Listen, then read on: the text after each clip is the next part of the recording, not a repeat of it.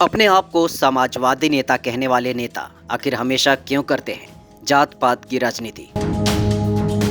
RJD नेता मनोज झा ने संसद में पढ़ी ठाकुरों पर कविता।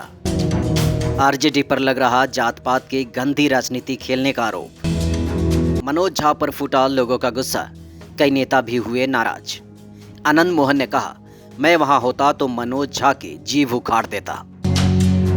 जी हाँ, आरजेडी सांसद मनोज झा ने राज्यसभा में एक ऐसी कविता पढ़ी जिसके बाद बिहार की राजनीति में हड़कंप मच गया। काफी लोगों ने यह आरोप लगाया कि आरजेडी एक बार फिर से जात पात का गंदा खेल खेलने में लग गई है।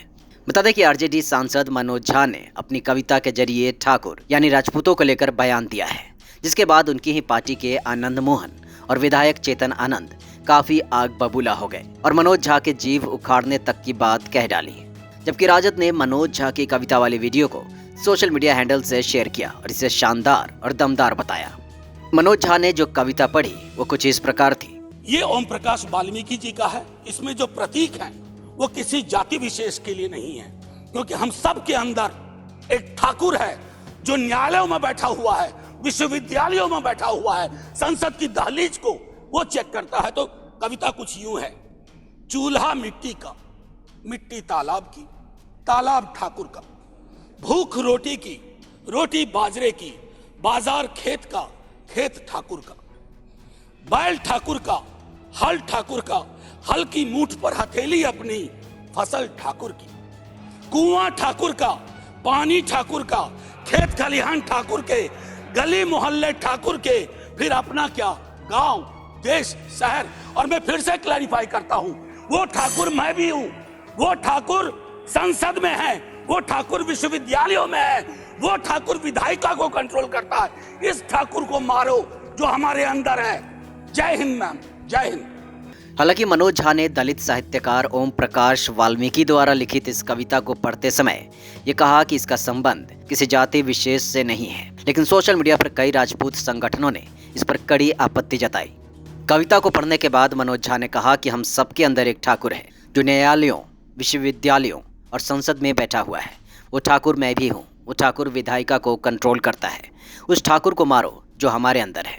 वहीं कुछ मीडिया रिपोर्ट्स की माने तो इस पर काफी गुस्सा हुए चेतन आनंद ने कहा कि ये लोग खुद को समाजवाद के सिपाही समझते हैं और आश्चर्य इससे भी होता है कि उन्होंने कहा कि वो जात पात पर नहीं जा रहे हैं और बाद में ठाकुरों को ही गुंडा बना दिया। चेतन आनंद ने इसे दोगलापन करार दिया और कहा कि ये सबको पता है कि देश भर में ठाकुर टाइटल कौन लोग लगाते हैं। चेतन आनंद ने कहा कि मनोज झा ने अगर ब्राह्मणों पर कविता पढ़ी होती तो बनगांव जहां वो रहते हैं वहां उन्हें लोग घुसने तक नहीं देंगे। चेतन आनंद ने कहा कि मनोज झा ने जब ये कविता संसद में पढ़ी उस वक्त पक्ष या विपक्ष में हमारे समाज के लोग बैठकर सुन रहे थे।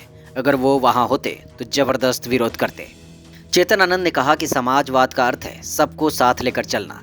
हमारी party A to Z formula पर चलती रही है, जिसे लोग बिगाड़ना चाहते हैं। सवर्णों के खिलाफ मंत्रियों के बयान आए, समाजवाद हमेशा A to Z के साथ आएगा। चेतन आनंद ने कहा कि आज बैकवर्ड फॉरवर्ड से देश ऊपर उठ चुका है। अगर आपको खून की जरूरत पड़ गई तो क्या आप ये देखिएगा कि वो ठाकुर का है या नहीं है। वहीं चेतन आनंद के पिता आनंद मोहन, जो हाल ही में आजीवन कारावास की सजा काटकर जेल से बाहर आए हैं, उन्होंने कहा कि अगर वो राज्यसभा में होते तो मनोज झा के जीभ खींचकर आसमान की तरफ उछाल देते। साथ ही आनंद मोहन ने पूछा कि मनोज झा अपने नाम में झा क्यों लगाते हैं। वहीं जदयू प्रवक्ता सुनील कुमार सिंह ने कहा कि मनोज झा को भारत के इतिहास में ठाकुरों का बलिदान नहीं पता है। सुनील कुमार ने कहा कि हमने बलिदान दिया, सिर कटाया, हमारे घर की स्त्रियां सती हुई।